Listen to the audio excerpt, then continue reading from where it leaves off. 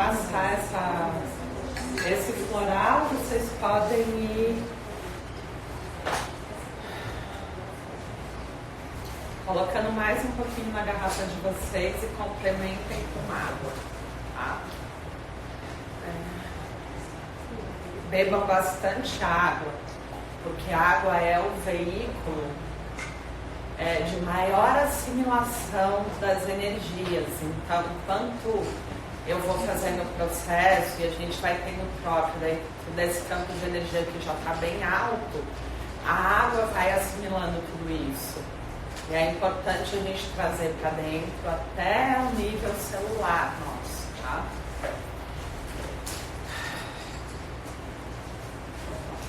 Hoje eu quero... eu recebi várias mensagens, né, das pessoas muito preocupadas com essa questão do corpo físico, né, pedindo, inclusive, para eu conversar com a Yasmin, que está aqui, e que no momento que a gente conseguir, a gente vai as duas falar para vocês hoje, né? Mas a gente respeita muito o estar realmente vibrando na energia para que a gente possa transmitir qualquer coisa. O que chega primeiro é a energia, então isso tem que estar muito alinhado com a sua fala. A sua vibração tem que estar muito alinhada com a sua fala, porque não adianta você só falar coisas se você não estiver vibrando naquela mesma frequência. E eu refleti bastante. Ontem foi um dia que eu tinha me programado para fazer várias coisas, até com a IA, mas quando você está super entregue na providência divina, confiança na providência divina, você entende que não é aquilo que a gente quer, é aquilo que a gente precisa viver. Então, às vezes você se programa muito, contando que você vai estar na melhor vibração, que você realmente vai fazer um trabalho incrível e chega no dia e você não está na melhor vibração. Isso foi o que aconteceu comigo ontem. E às vezes acontece de eu estar num dia de atendimento, agenda cheia, as pessoas terem pago passagem aérea para ir lá, para passar comigo, e eu acordo e percebo que eu não estou na melhor vibração e que não vai ser honesto atender essas pessoas. E eu tenho que colocar para as pessoas isso, de que eu não posso dar o meu melhor naquele dia, né? Mas esse lugar de você ser vulnerável ao que o outro vai pensar, ele é o lugar da verdadeira cura. Quando você consegue estar vulnerável, sem considerar mais importante do que a sua verdade, a opinião do outro, né? Porque se eu assumir um compromisso, como é que eu não vou cumprir o compromisso? Mas é tão melhor a gente pensar nesse momento que a gente está vivendo, na nova era, o quanto é importante você estar sempre disponível, dando o seu melhor. Às vezes encontrar um amigo num dia que vocês combinaram não é o melhor dia para você encontrar esse amigo, né? Então essa verdade, ela tem que vir em primeiríssimo lugar. E você tem que ter condições de dizer: se eu falei, eu desfalo. Se eu pensava de uma determinada forma até ontem, essa madrugada eu tive um insight, não penso mais, né? Sem se preocupar tanto com a opinião das pessoas. Esse é o lugar mais efetivo da cura. Então hoje, quando a gente começou a se apresentar, as pessoas se apresentando para eu entender quem elas eram, ninguém se apresenta mostrando a sua história verdadeira, onde você se coloca vulnerável para que o outro te julgue. Você se apresenta com uma muralha de proteção. E quando você é capaz de ser vulnerável, de apresentar as suas falhas realmente, quem você é nesse nível, você encontra essa liberdade que a gente tanto busca. Achei muito interessante que uma das pessoas que está aqui, ela disse: nossa, Noemi, achei que você fosse um avatar, que já tivesse nascido iluminado. Eu falei: essa é a grande distorção. Quando a gente tem medo do outro descobrir as coisas feias que a gente fez ou que a gente faz, a gente ou coloca alguém num patamar muito maior do que o nosso, porque, nossa, eu sou péssima, ela é incrível, ou também, quando alguém apresenta um erro que é pior do que o seu, você diz, nossa, eu sou melhor do que ele, não estou tão ruim assim. E esse é o lugar das distorções, esse é o lugar dos padrões de repetição. Então é muito importante a gente ter capacidade de ser vulnerável ao que o outro vai sentir ou pensar de mim, né? Para que eu possa de verdade, com honestidade, caminhar em direção à minha cura.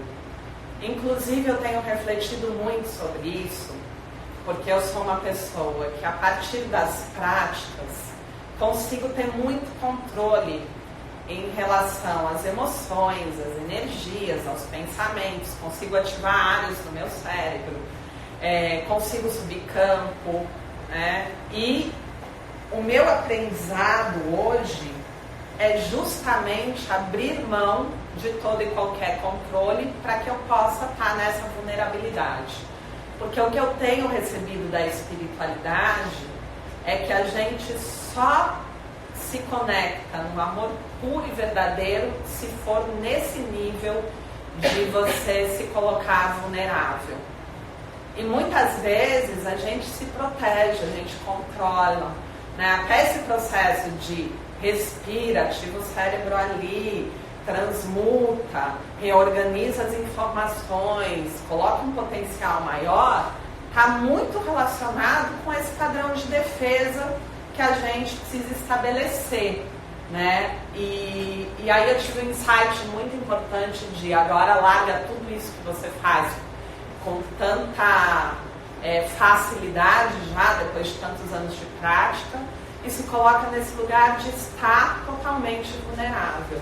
E isso está me trazendo muitos ganhos, porque eu estou entendendo que sem a prática, aonde de fato a minha energia ela se perde no dia. Ontem foi um dia que eu tive perda de energia, que eu consegui identificar a perda de energia, e eu estou mergulhando em níveis mais sutis da cura por conta da possibilidade de você ser vulnerável. Mas o maior ganho disso é a qualidade do amor, porque quando você se torna vulnerável, você não se defende do outro. Simplesmente você olha o outro entendendo que é um direito dele te julgar também, que é um direito dele não entender como você é, porque isso nem é possível, o outro nem vai conseguir entender. Então você começa a usar uma consciência de amor muito fina dentro desse processo, quando você entende o que significa estar vulnerável, né? Você não precisa se defender, então você não coloca uma barreira também para o seu amor, que é isso que impede as pessoas de se relacionarem nesse nível do amor incondicional. Eu não ponho uma barreira quando o outro me julga diferente do que eu sou, e aí bloqueio o meu amor por ele, ou a minha empatia, ou a minha conexão com essa outra pessoa. Então, o processo do desenvolvimento espiritual, essa caminhada, ela vai transitar em muitos níveis, né? A gente vem do grosseiro mesmo, a gente começa transitando em coisas bem grosseiras, e a gente chega num nível muito sutil e fino, mas que também não é menos desafiador do que era quando você começava a transitar no grosseiro. E a cura, ela está muito relacionada com a sua capacidade de trazer amor e de vibrar em verdade. Porque toda doença é falta de amor em algum nível. Toda doença é você desqualificar o amor em algum nível. Então, se eu estou adoecido, é porque eu bloqueei o amor, talvez por uma questão de necessidade de me defender, por não ter a maturidade de me tornar vulnerável, ou por não aceitar que o outro me veja inferior. Então, todo jogo da mente é querer que você seja ou melhor ou pior do que alguém. Você sempre está nesse jogo. Você olha alguém que está muito ruim, você fala, nossa, coitado. E aí você entra numa vibração muito baixa, que é a vibração da pena, que é um nível inconsciente, mas é baixo. Poderia ser a compaixão de você olhar e falar assim, nossa, ele está no processo, vou mandar vibrações para que esse processo se dê com bastante clareza e ele consiga realmente entrar no nível de consciência. Mas a gente pensa coitado porque você se coloca num nível superior àquela pessoa. Você pensa, nossa, eu sou privilegiado, eu tenho tudo isso na minha vida, coitado, ele não tem. Então já são níveis de inconsciência mesmo que a gente não percebe, que a gente vai mantendo no nosso campo vibracional. Vibrando dessa forma, a gente valida essa distorção também e a gente se sente bem quando sente pena, porque isso está muito conectado na sociedade, como você é bonzinho quando você tem pena de alguém, quando você consegue sentir esse sofrimento de alguém. Eu recebi hoje uma mensagem que me tocou bastante, que foi uma menina que disse assim, nossa, Nô, como você consegue se expor nas redes sociais com esse seu dentinho tortinho? E eu achei isso muito interessante, que ela falou, eu também tenho o dente torto e eu não consigo gravar nenhum vídeo, porque cada vez que eu gravo um vídeo, eu tiro uma foto, eu vejo aquela parte de mim que eu não gosto. Como é que você faz isso? E foi algo bem interessante de poder trazer, porque eu, como estou muito comprometida com o meu processo de despertar, eu sempre usei as minhas deficiências, ou as minhas limitações, ou as imagens que não condiziam com os padrões de beleza, para trabalhar, para entender aonde é que eu sou pega, com essa questão de começar a não gostar de mim porque eu não correspondo a um determinado padrão de beleza. Ou o meu nariz é torto, ou minha pele não está legal, ou o meu dente também está torto, enfim. E eu entrei em lugares de entendimento de como o cérebro processa esses mecanismos, que está muito relacionado com o mecanismo de defesa. Porque quando eu quero me defender, eu não posso me colocar de uma forma que o outro vai dizer que eu não sou perfeito, né? Então, você trabalhar a possibilidade de ser vulnerável é desfazer essas estruturas que são fortemente estabelecidas no seu cérebro. E eu realmente estou comprometida com o meu processo de despertar. Mas o que me preocupou de tudo isso é a distorção, porque isso não significa que você não pode ser bonito, que você não possa fazer os seus procedimentos estéticos ou as suas cirurgias, porque a gente tem por direito a possibilidade de atingir o nosso nível máximo em todos os níveis, no nosso corpo emocional, no nosso corpo mental, inclusive no nosso corpo físico. Isso foi algo muito bacana que eu integrei do campo de consciência também do Rodrigo, do Prato, que a gente fez um trabalho super forte na Amazônia e era algo que eu precisava até para virar uma chave em relação a isso. Me preocupa bastante quando vocês cristalizam, quando vocês vêm dizer para mim que, então, eu te sigo porque eu vejo que você não fez nenhuma plástica, né? Então, assim, eu vejo que tem muita gente falando uma coisa, mas que tá toda plastificada, ou que faz... Gente, isso não tem nada a ver. E na verdade, o que a espiritualidade quer e me pede, inclusive, é que agora, nesse momento que eu já consegui atingir esse lugar de tanto faz como o outro me vê, eu posso atingir o meu potencial máximo também no físico. Porque o físico, ele tem um papel importante. A forma como a pessoa vai te ler está muito relacionado com a sua imagem.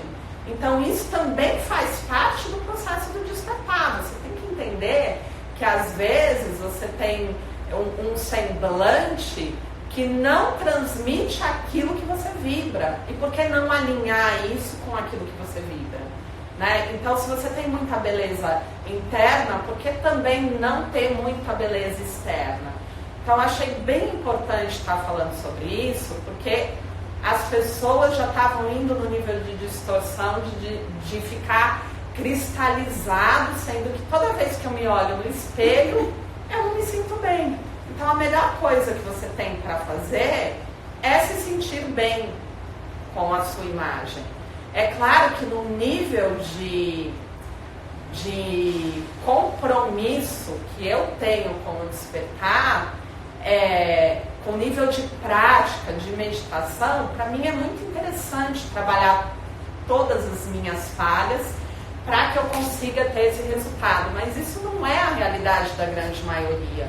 Então, se a gente tem a condição de se sentir melhor através de procedimentos, que sejam cirúrgicos ou de estética, e a medicina está trazendo essa possibilidade, por que não? Né? Então eu quis trazer muito isso. E o nível de consciência não tem nada a ver com essa questão de você estar cuidando do físico ou não. Às vezes você está cuidando do físico, assim como você está cuidando da sua alimentação, da sua nutrição, e você tem uma consciência muito maior do que aqueles espiritualistas que estão dizendo que você tem que largar o corpo e que você tem que abdicar de tudo isso para que você possa realmente liberar aí o ego, que para mim isso também é uma discussão muito grande. Então eu quis falar isso para vocês, inclusive em live, porque eu vejo que a gente tem muito na espiritualidade essa questão dos extremos. Aqueles que não querem olhar de forma alguma para a sua aparência ou não validam de jeito nenhum isso, mas que também estão sofrendo, e aqueles que são muito radicais porque sofrem muito por não conseguir se sentir bem. Fazem várias práticas, se olham no espelho e, nossa, eu estou muito feio, eu estou muito gordo. E realmente fica muito agravado porque sente culpa, né? E na espiritualidade isso é muito comum. Eu sinto culpa quando eu faço uma cirurgia plástica. Eu sinto culpa quando eu me cuido e fico bonita. Porque em algum nível, assim como é distorcido a questão de que não se pode cobrar por um tratamento que seja um tratamento espiritual, e o que não é espiritual na vida, a gente também traz uma distorção que quando a gente está cuidando do físico, a gente está preso no ego. Então a gente é raso. E as pessoas julgam, né, nesses dois caminhos, né? E claro que se a gente vive na vida, a gente tem que cobrar sim o trabalho que a gente faz, porque a gente está cobrando o nosso tempo. E se você parar para pensar, o seu tempo ele custa. Não tem como. No final do mês, você vai pagar pelo tempo que você usou a luz, pelo tempo que você usou a água, e você vai ter que pagar. Então, assim, para a espiritualidade não tem importância nenhuma se você cobra ou não cobra. A questão é como eu faço, né? E não é porque eu estou aplicando energia que isso é diferente de uma consulta com um psicólogo. Porque o que o psicólogo está fazendo? Ele não está trabalhando a sua energia também? São formas diferentes de se trabalhar a energia. Só que se eu fiz uma faculdade totalmente validada dentro desse sistema, eu tenho que cobrar, porque eu paguei a faculdade, isso e aquilo.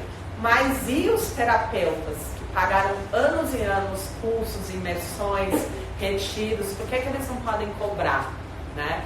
Então são várias distorções que a gente vê relacionado com esse caminho da espiritualidade. E, gente, espiritualidade é vida, não tem divisão. Você não pode dividir a sua vida entre os momentos espirituais e não espirituais, porque tudo é espiritual.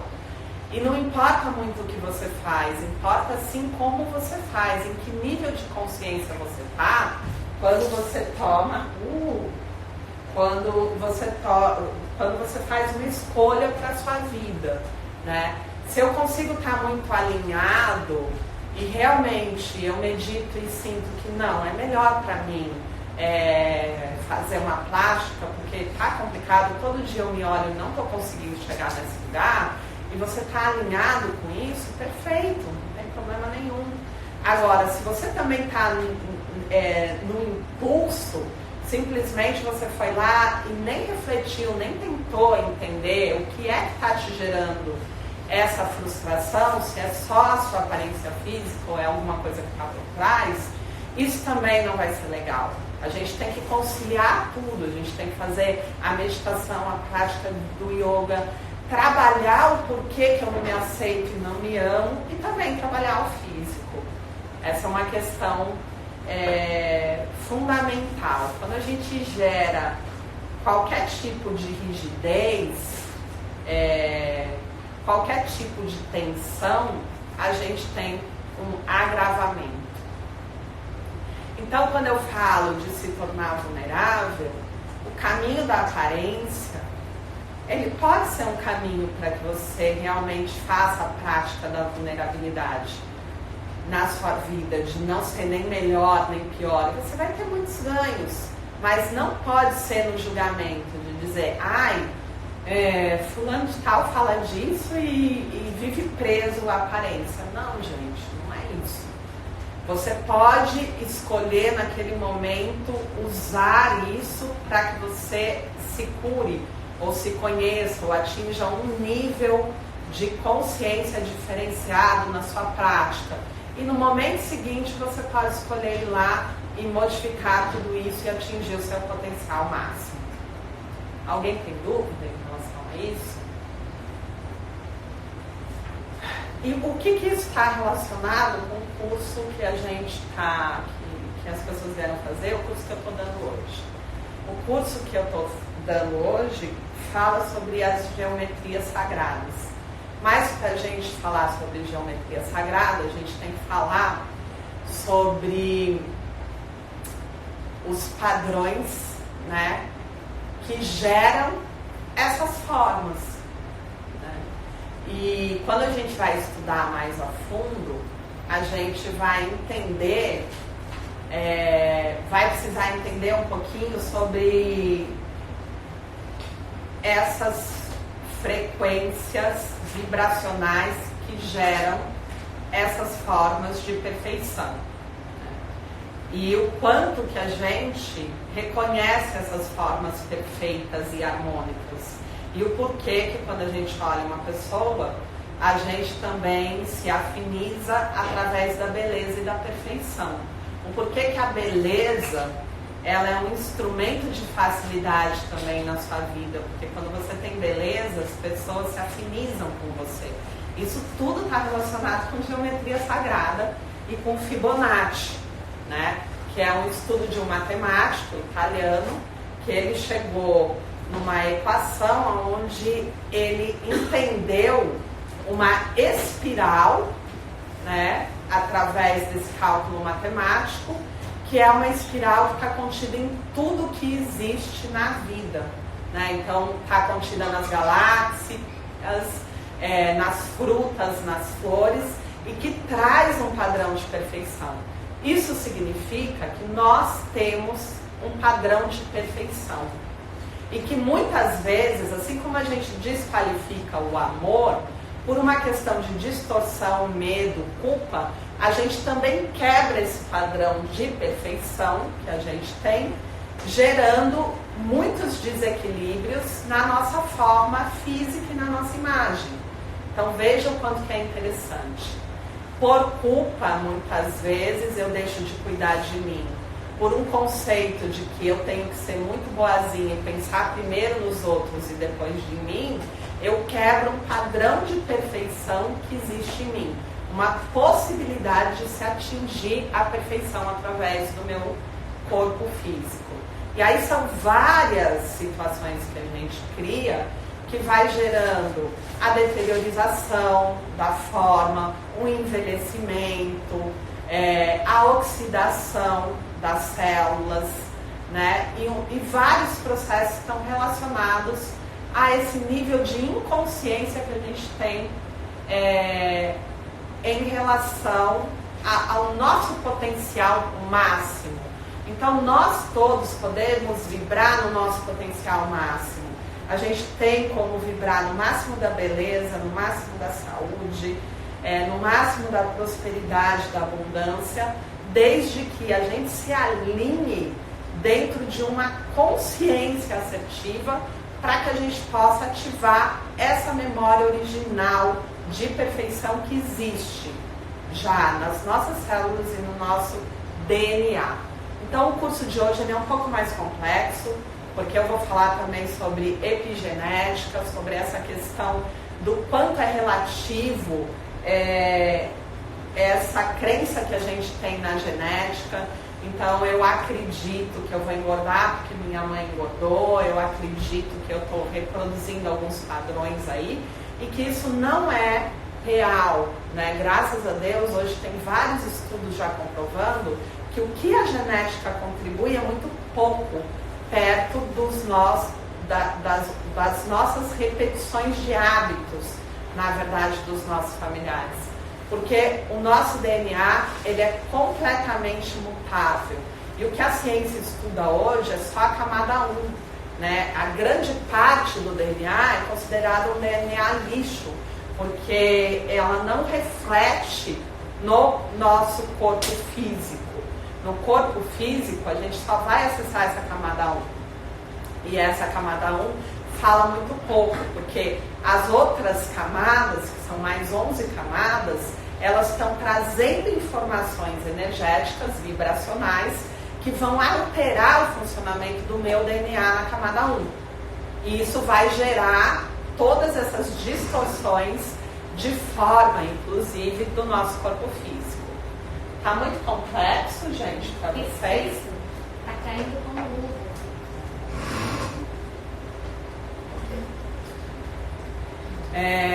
Então, quando a gente fala de cura, a gente não pode pensar só naquilo que a gente entende como espiritual. A gente tem que integrar tudo isso em todos os nossos corpos, em todas as nossas possibilidades, inclusive nessa consciência de nanofrequência, que é a menor vibração que já é matéria, que já existe em nós como potencial. Então, tudo isso pede um nível de vibração muito assertivo, porque o que vai mandar vai ser a forma como você vibra. Então, quando eu tenho muito forte em mim que eu não vou envelhecer, eu consigo me manter muito jovem. O que é isso? Que informação que eu estou mandando para o meu corpo, em que nível de consciência? Né? Eu estou mandando a ponto de conseguir quebrar a deteriorização realmente, a crença da deteriorização da forma e do envelhecimento. Então, nunca um momento foi tão importante para a humanidade. E a espiritualidade está me pedindo muito para que eu adentre esses trabalhos no corpo físico, para que a gente possa fazer a quebra da ignorância que está muito enraizada hoje na nossa medicina convencional. A nossa medicina convencional deu saltos, né, na parte tecnológica, de vários estudos também aí científico, mas está muito limitada no nível da questão energética, porque a gente é energia, a gente é um potencial infinito de perfeição. E a medicina hoje não integra isso. Por isso que a importância de estar com tantos médicos aqui e recebendo tantos médicos também no trabalho que já se deram conta que tem alguma coisa que está faltando ali. É o momento da gente unir. E eu estou pedindo muito que os terapeutas comprometidos realmente se unam, porque está existindo muita divisão na nossa área, muita competição. A pessoa está nesse nível de querer ser melhor ou pior. Então, muitas vezes, a gente poderia pegar o melhor nutricionista, o melhor nutrólogo e dizer, olha, vem cá, na parte de energética, olha o que eu consegui, o que você tem na parte da medicina para agregar, vamos fazer um trabalho. E se a gente não tomar consciência da importância da união nesse momento, a gente vai perder a chance de trazer respostas muito significativas para o despertar da humanidade. Eu costumo dizer que quando eu entrei no processo espiritual, já estou velhinha, né, dentro dessa caminhada, naquela época a gente não tinha o acesso que a gente tem hoje de internet, a gente trocava informação por fax, olha como era surreal. E a gente se encontrava em lugares que eram os lugares que atraíam essas pessoas, e um desses lugares era a Chapada dos Veadeiros aqui no Brasil. Quando a gente se encontrava, era uma felicidade tão grande, gente, de poder ter troca, de poder sentar e falar assim, cara, o que você descobriu? Nossa, eu descobri isso. E a gente ficava naquele estado de êxtase de poder ter troca. Hoje em dia, você chega num lugar, a pessoa está toda aversiva, porque ela está competindo com você, né? E tem um processo onde ela não abre o método dela, né? Para que você possa também beber dessa fonte e faça um trabalho muito maior para despertar a humanidade. E eu sempre digo para vocês, qualquer coisa que eu disser é de vocês. Vocês não precisam me dar crédito, porque chegou, não porque partiu de mim, veio de uma outra fonte. Eu recebi ou da fonte direta ou de alguma coisa que eu li, que eu não vou lembrar onde eu li, e eu não vou ficar citando fonte o tempo inteiro. E isso foi transmutado, transformado dentro da minha experiência e eu entrego para vocês. Então essa questão de ficar patenteando, gente, conhecimento que é importante para o despertar, é uma questão muito complicada hoje dentro do processo da espiritualidade que a gente está vivendo. A gente tem muitos ônus dentro dessa divisão entre os terapeutas, e aí eu falo terapeutas de todas as classes e ordens, porque um é da técnica tal, outro da técnica não sei o quê, porque a técnica tal é melhor do que a técnica não sei o quê. Gente, é muita divisão. E também dentro daqueles que são médicos, independente de ser da medicina tradicional, convencional, de ser da medicina ayurvédica, da medicina chinesa, mesmo que uma coisa fale de forma diferente, isso não significa que você tenha que anular, né? A gente pode integrar. Então eu tenho pedido muito isso, a união realmente dos trabalhadores da luz e dos terapeutas conscientes em trocas, que a gente se una e possa ter troca. Porque o meu objetivo é poder disponibilizar para as pessoas algo que seja efetivo para elas. E eu tenho certeza que muitos terapeutas que são comprometidos também querem isso. Então não faz sentido essa divisão toda, né? E é muito louco porque as pessoas se apresentam assim, ó. Eu sou Noemi, eu sou Teta Healing. Eu sou Noemi, sou reikiana. Não, gente, a gente não é nada disso. Isso é tudo o que a gente recebeu da vida, porque senão eu teria que dizer assim, eu sou Noemi, sou mãe. Eu sou Noemi, sou filha. Faz sentido? Não, é a experiência que conta, né? E a gente se apresenta de uma forma já muito cristalizada. Não importa o que eu estudei, não importa quais foram os cursos que eu fiz, eu não sou isso.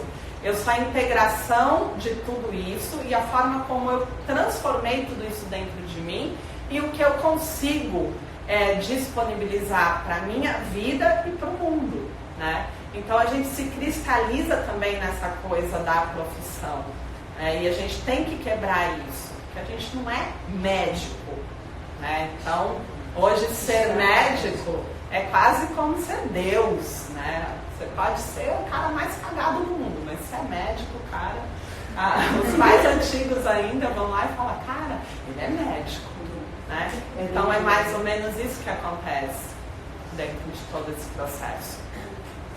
E é muito importante a gente entender que a gente é energia, que nosso DNA também é energia, e que ele é mutável, e que na medida que vocês já estão escutando isso aqui, todos os processos das 12 camadas do DNA já mudaram completamente para que vocês pudessem acessar o curador interno de vocês.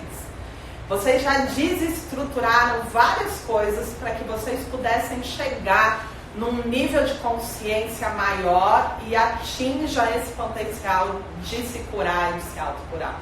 Então, tudo isso está sendo transmitido em campo de consciência, porque eu trilhei o caminho da cura.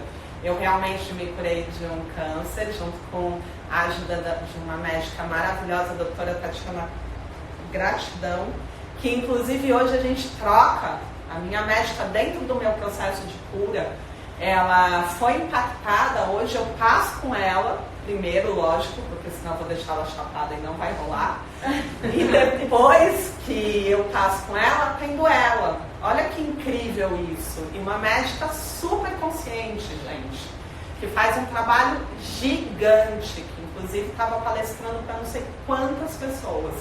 Foi impactada dentro do processo da cura e realmente entendeu que precisava seguir o caminho, né? Através de um contato que a gente teve. Então, esse nível de troca é muito incrível, né? A gente poder trazer para as novas profissões essa abertura, né? E unir, trazer realmente nesse nível de consciência. Então, quando a gente fala da perfeição divina, é porque tudo é perfeito e também segue uma lógica perfeita de manifestação. E nós temos como gerar, através da transformação das nossas formas, essa conexão de perfeição também no corpo físico, que também responde a essas frequências vibracionais de consciência muito elevada, na medida que a gente vai se transformando para as novas vibrações.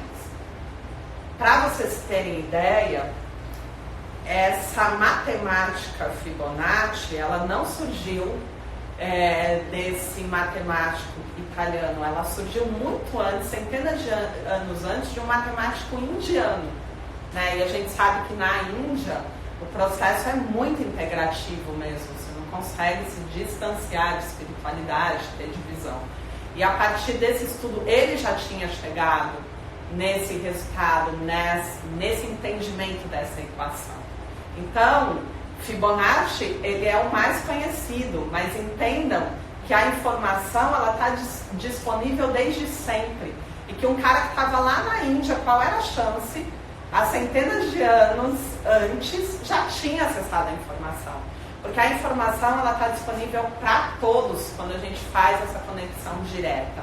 O que a gente precisa é se vulnerabilizar, se colocar no lugar de estar em verdade. Porque se eu não estiver em verdade, eu não acesso a informação assertiva.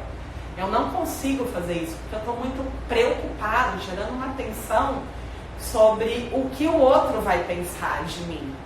E eu converso com muitas pessoas e elas falam, não, mas eu estudo a vida inteira em livro. Cara, é impressionante, como é que você sabe disso? Eu falo, eu não estudo em livro. Eu me conecto e recebo da fonte. E está acessível para todo mundo, né? Então, muitas vezes, a pessoa que estudou no livro, ela está tendo um entendimento mental, mas não a dimensão vibracional disso, multidimensional, do que significa ser. Então, hoje, a gente tem condições de ter acesso diretamente à fonte. E é muito importante esse nosso comprometimento com o nosso despertar e com atingir o nosso potencial máximo em tudo. E eu tenho falado também, eu fiquei muito chocada com a quantidade de questões sexuais. Mas isso aí dá uma outra live, não dá pra gente colocar aqui. Mas a gente também tem o direito de atingir esse prazer máximo dentro das nossas relações sexuais a partir do momento que a gente começa a conhecer essas energias, essa energia Shakti, esse movimento todo dessas energias, como potencializar isso, como usar essa energia ao meu favor, como sentir prazer todos os dias da minha vida, como ter orgasmos ao longo do meu dia, sem precisar ter ejaculação, e esses orgasmos no nível da consciência, no nível do amor, né? A gente pode acessar tanto, gente. Por que vocês estão limitados no medo do julgamento das pessoas, em manter os condicionamentos, né? Em querer corresponder com condicionamentos que a gente já entendeu que não trouxe um resultado de felicidade para a humanidade. Hoje a humanidade está muito adoecida, então a gente precisa ter coragem de seguir a nossa verdade. Por que você está preocupado com a opinião de alguém que está adoecido, que está aprisionado, que não está podendo manifestar aquilo que ele é? Né? Ele te julga porque ele está muito preso. É alguém que resolve me ligar, que não me segue.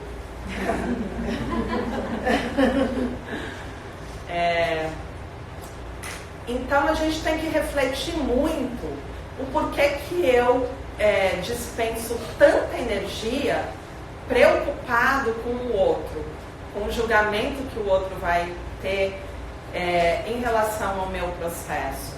E por que eu impeço o meu processo de evolução? Quando eu tenho pessoas que não escolheram o processo de evolução da mesma forma, não entendendo esse caminho que eu estou buscando. Por que eu paro o meu processo, né? Quando eu vejo que a minha forma de vibrar geralmente vai gerar conflitos externos. O conflito ele é muito necessário, porque é o conflito que vai fazer com que você sinta aquilo que você chama de tristeza, que não é tristeza, né? Que é frustração.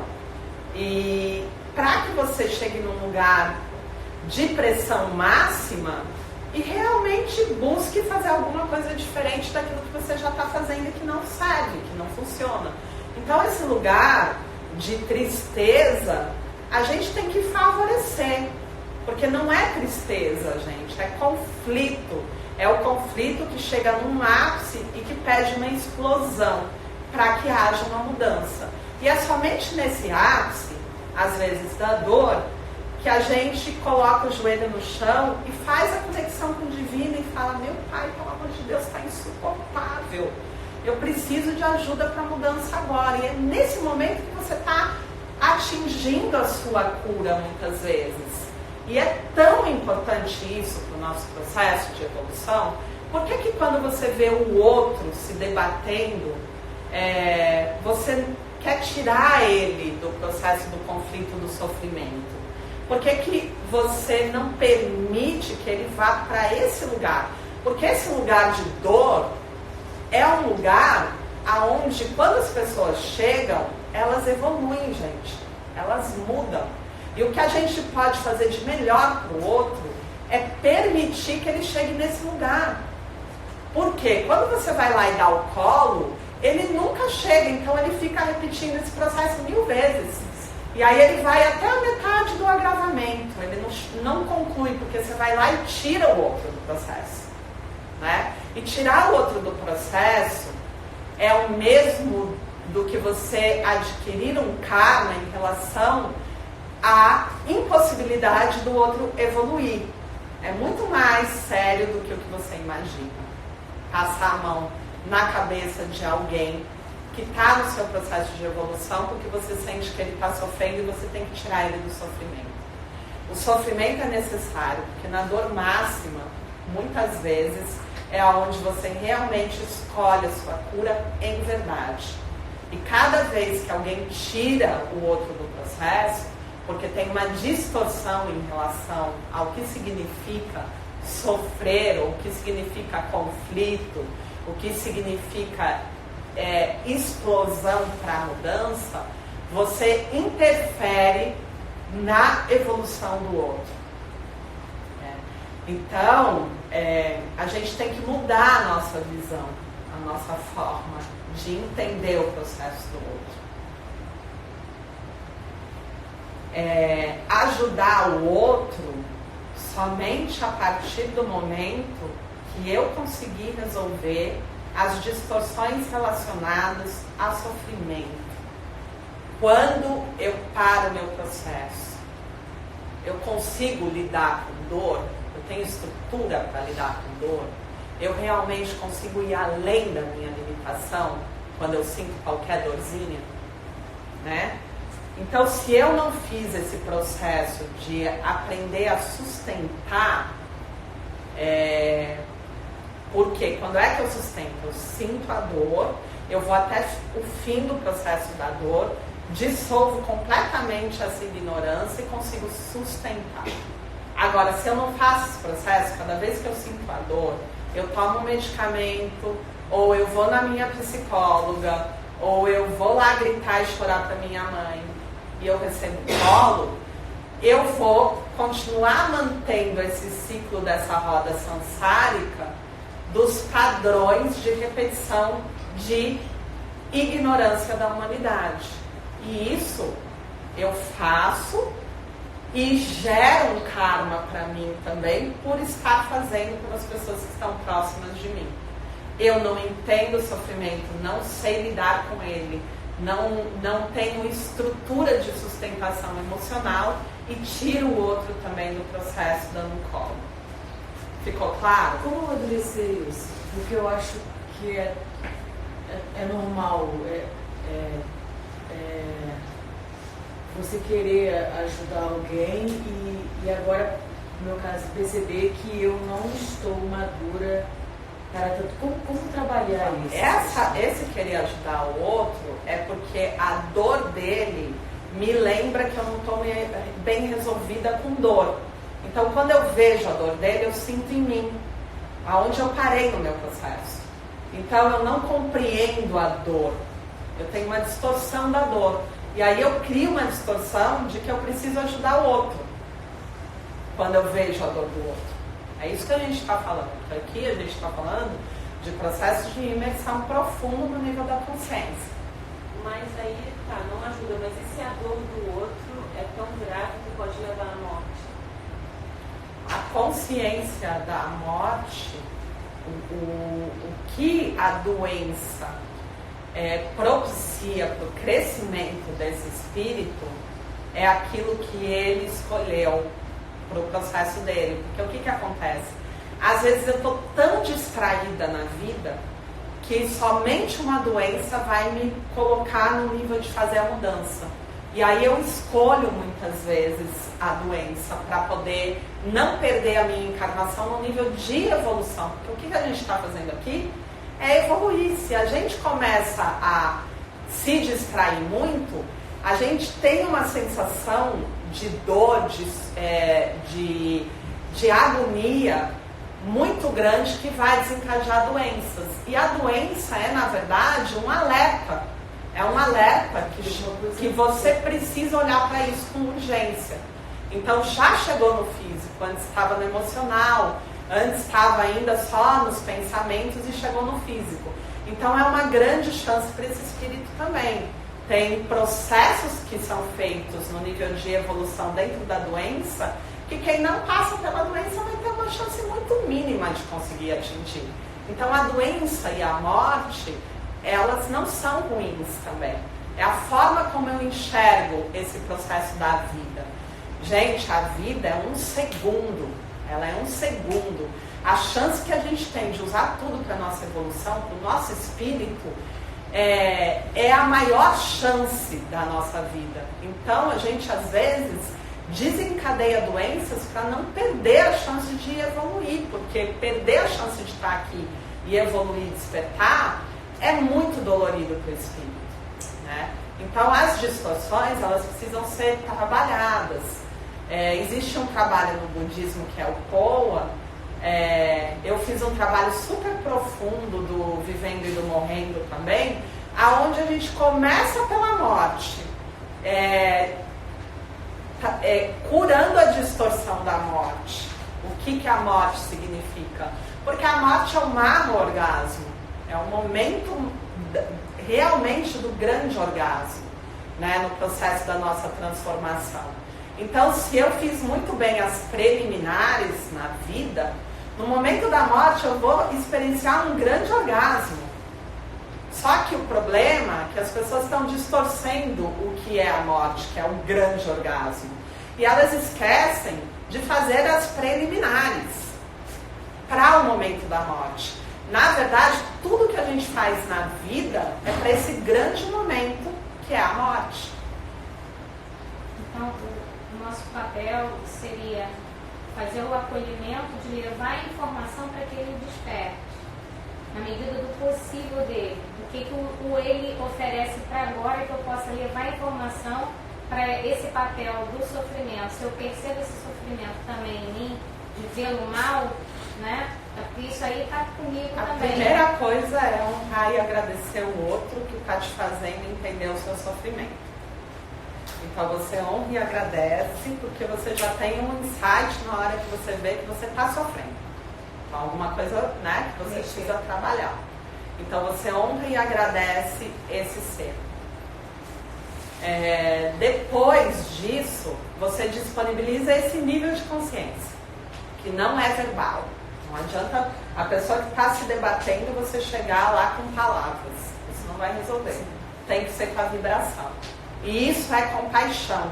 Porque você diz, caramba, ele está no processo. Mas você não distorce dizendo que o processo é muito ruim, quanto sofrimento, ai que mundo injusto, ai o que eu faço? Você não sai do seu centro desesperado se debatendo, invigilante, para tentar tirar a pessoa daquilo. E aí, num nível de consciência, que é a compaixão, você disponibiliza o amor para ela. Você pode dizer, deixa eu te dar um abraço agora, em um nível de consciência. E você disponibiliza o amor sem cobrar que ela saia daquele lugar. Porque é muito cruel quando a pessoa está numa situação e você ainda quer que você cobra ela, gera uma pressão para que ela saia daquele lugar. Eu estou numa crise e na verdade eu acho que eu estou ajudando o outro, cobrando ele de que ele saia daquele lugar imediatamente, porque aquilo está interferindo em mim. Entendeu? E não, você respeita o processo. Então você abraça, dá o amor, dá o colo, mesmo entendendo que ele está distorcendo tudo, você dá o seu nível de consciência e de vibração já aplicado. E no momento certo, na hora certa, você usa as palavras. Porque aí a pessoa vai dizer, caramba, foi tão importante aquele abraço naquele momento, foi tão importante eu ter me sentido acolhido naquele momento, ter recebido a energia. Às vezes você aplica energia, né, para a pessoa. Ou você faz um chá, porque o que está chegando para ela é a consciência do seu campo de energia, que está em respeito ao processo dela. Então, no seu campo de energia, já tem a consciência do respeito do processo do outro, de não querer ser violento no processo do outro, né? Que é esse nível da consciência do amor, na verdade. Então, às vezes, quando os nossos pais estão se debatendo, a gente sente raiva e a gente começa a falar tudo. Papá, você tem que fazer isso, tem que fazer aquilo. Você tem que melhorar porque você não melhora, porque isso, porque aquilo. Ou quando a gente está na crise, os nossos pais chegam e falam, mas você tá vendo, eu não te disse, eu não falei. Então essa é a pior forma da gente fazer, porque ninguém se cura assim. Mas uma coisa, e quando a dor do outro pode levar ele ao suicídio? Assim, eu acho que esse é o medo que a gente ainda vive. Então, a gente pensar que ele vai desperdiçar essa grande oportunidade dessa encarnação. É a experiência dele, é o que ele está escolhendo. Eu trabalho muito com suicida. Eu entendo toda vez que você fala que tem a escolha da pessoa, porque eu acho a mesma coisa. Você tem o direito de se matar da forma que você quiser, quando você quiser, a vida é sua, o direito é seu, você tem que livre. Mas como para uma família ou para uma mãe ver um filho passando por isso e correndo o risco de morrer um filho, ou sei lá, se drogando pra caramba e correr o risco de estar morrendo, como que essa pessoa vai entender que é o livre-arbítrio? Quando a mãe está no papel de mãe, que é o papel dela, ela tem que dar o suporte que o filho não está conseguindo ter, porque esse é o papel da mãe. Só que, vejam bem, a gente não pode ser mãe a não ser dos nossos filhos, porque a gente inverte os papéis. A gente começa a querer ser mãe do nosso parceiro, da pessoa com quem a gente se relaciona, mãe dos nossos amigos. O papel de mãe é da mãe, o papel de pai é do pai. A mãe e o pai, que estão no papel de pai e mãe, precisam agir, porque esse é o papel deles, realmente, como pai e mãe. E nunca o filho fazer o papel de pai e mãe. Porque aí a gente começa a ter um processo de distorção muito grande. A mãe tem que buscar trazer esse filho a partir do amor para essa energia curativa que é o amor, né? Então, eu vejo muitos pais que estão em situações com os filhos dependente químico, só conseguem um resultado o pai e a mãe que conseguem atingir esse nível de amor dentro dessa relação. E se você não construiu isso na sua vida, no momento em que o seu filho está passando pelo processo, é muito difícil você construir. Porque o amor é uma construção, gente, que começa bem da base. E se você não construiu isso na sua vida, no momento do caos vai ser muito complicado. Muito provavelmente você vai perder para as drogas, infelizmente. Por isso a consciência da construção do amor, a consciência da construção da conversa, desse lugar de relacionamento e confiança é muito importante. Se não foi construído, é o que eu digo, quando eu me curei do câncer, eu tinha uma história construída em processos de meditação e cura. Então, na hora do conflito, eu não posso querer, com o conflito, aprender a amar. Não dá, porque eu já estou imerso no conflito. Eu não consigo, no momento do conflito, aprender a meditar, aprender a ativar meu curador interno, porque não dá. O conflito, a doença, ela urge, né? E aquilo te desequilibra num nível, você já está num nível de desequilíbrio que você não vai conseguir quando a gente fala de um câncer. Por isso que na vida a gente constrói. Então, quando a gente faz exercício físico, a gente está fazendo para que o nosso corpo fique saudável. Quando eu faço a meditação para que a minha mente fique saudável. Mas eu não posso querer fazer o exercício na hora que eu descobrir que eu estou doente. Ali, dependendo do agravamento, eu não vou poder. Vou fazer a meditação nessa hora. E a gente constrói o amor também. Porque o amor, ele precisa ser exercitado, construído. E isso tem que ser uma meta entre pais e filhos. Tem que ser uma meta. Porque se a gente não tem essa meta, essa área da vida vai ficar desequilibrada. Você pode ser um excelente meditante, um excelente praticante de exercício, mas você não praticou o amor dentro do seu núcleo familiar, que é o primeiríssimo, né? Isso tem que ser exercitado. E o pai e a mãe tem que direcionar os filhos, ensinar os filhos a meditar, a cuidar do corpo e também do amor. Isso tem que ser ensinado a cultivar o amor e trabalhar o amor, porque isso tem que estar na nova educação dos novos seres.